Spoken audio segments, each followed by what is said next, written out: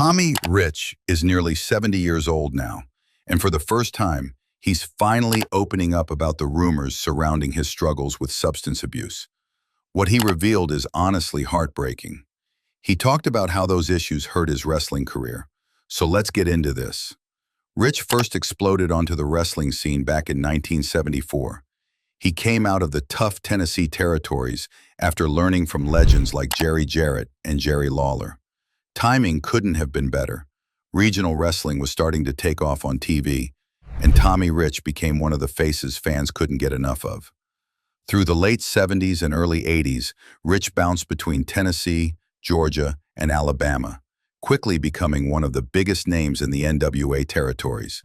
He helped make Georgia Championship Wrestling on TBS a must-watch show every week. With his blonde hair, youthful charm, and natural charisma, Rich was the perfect, pretty boy hero for that era.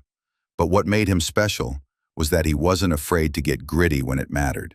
He could switch from the smiling babyface to a blood-soaked brawler in the blink of an eye. That side of him came out full force during his legendary feud with Mad Dog Buzz Sawyer. Their rivalry is still talked about today. It was raw, violent, and brutally real. Some fans even said Buzz made Tommy Rich ugly because of how savage those matches got. The two battled all over the South, with their war peaking in the infamous Last Battle of Atlanta. It wasn't just a match, it was a war that pushed both men to the limit. Those fights helped Rich rack up multiple NWA, Georgia, and national heavyweight championships and turned him into one of the hottest stars on TV. By 1981, Tommy Rich was at the top of the wrestling world. On April 27th of that year, in Augusta, Georgia, he shocked everyone by defeating the legendary Harley Race for the NWA World Heavyweight Championship, the most prestigious title in the sport at the time. Back then, winning that belt meant you were the guy. Title changes didn't happen often, so when Rich pulled it off, it felt like a real-life miracle for his fans. Some believed the win was a thank you for how much money he was drawing in Georgia, while others claimed it was part of some behind-the-scenes promoter politics. Tommy himself once said Harley Race pushed for the title change, even putting down his own $10,000 deposit to make it happen. But whatever the reason, the reign didn't last long, just 5 days. On May 1st, he lost the belt right back to Race in Gainesville, Georgia. Because of how TV schedules worked back then, fans never even got to see him as champion on Georgia Championship Wrestling. Still, that short reign made history and remains the proudest moment of his career. After his world title run, Rich moved to the Memphis territory, where he teamed up with hot stuff Eddie Gilbert as part of Fargo's Fabulous Ones. But things soon got rocky. Tommy began clashing with Jerry Lawler, feeling like Lawler was holding him back from reaching his full potential. Their issues spilled out of the locker room and into storylines on TV, blurring the line between real and scripted drama. It was also around this time that the pressures of the road started catching up with him. The old-school wrestling schedule was brutal, traveling every night, wrestling through injuries, and trying to stay on top.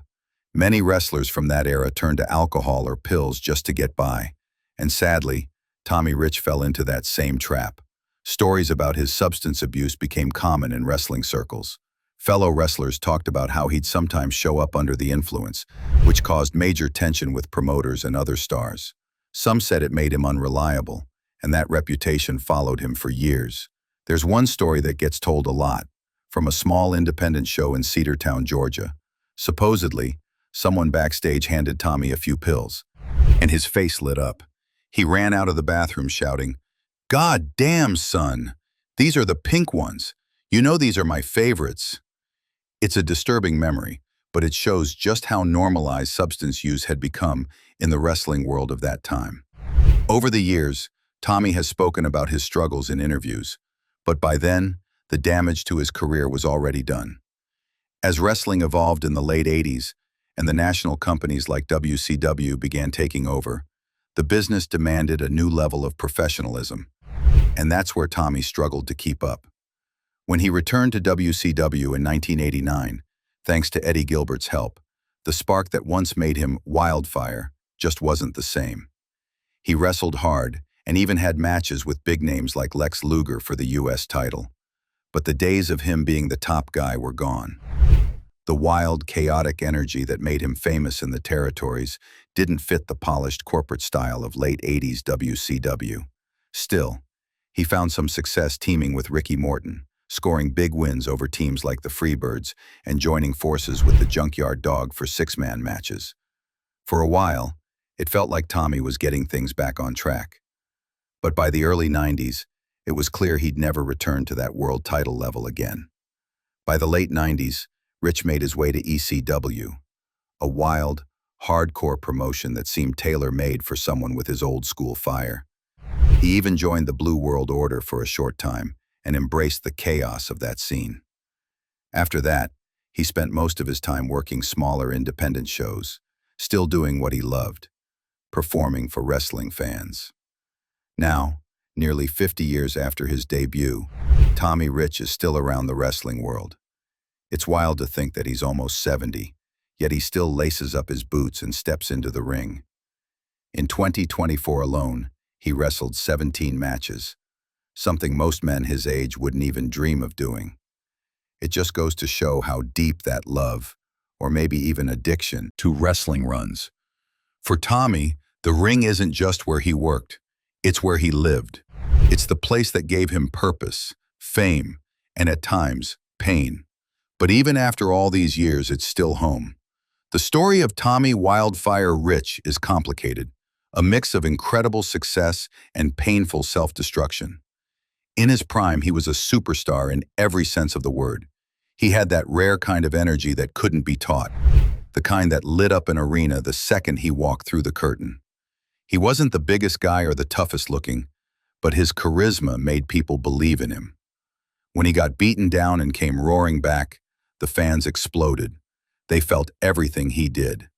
At just 24 years old, he reached a dream that most wrestlers never get close to: holding the NWA World Heavyweight Championship. Even though he only kept the belt for 5 days, that moment cemented him in wrestling history. For a brief time, Tommy Rich stood at the very top of the wrestling world, rubbing shoulders with the absolute greats. That alone tells you how special he was. He was a true product of the territorial era, when wrestling was gritty, unpredictable, and built entirely on passion. But just like many who came up in that same era, Tommy's rise came with a price. Wrestlers were constantly traveling, hundreds of miles a night, barely sleeping, working through pain, and always trying to protect their spot on the card. There was no off-season, no time to breathe. And for a lot of them, that pressure led to bad habits. The pills, the drinking, the all-night parties. It became a normal part of survival. Unfortunately, Tommy fell deep into that world. People still talk about those days, stories of him showing up in rough shape, the whispers in the locker rooms, the moments where it seemed like he was fighting battles no one else could see. It wasn't just about wrestling anymore.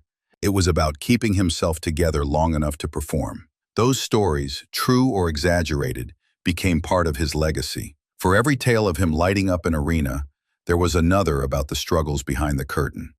That's what makes Tommy Rich's story so human. He was brilliant inside the ring, but flawed outside of it. He could make an audience cheer one night and then worry his friends the next. The same fire that made him a star also burned him from the inside. And that's why people still talk about him.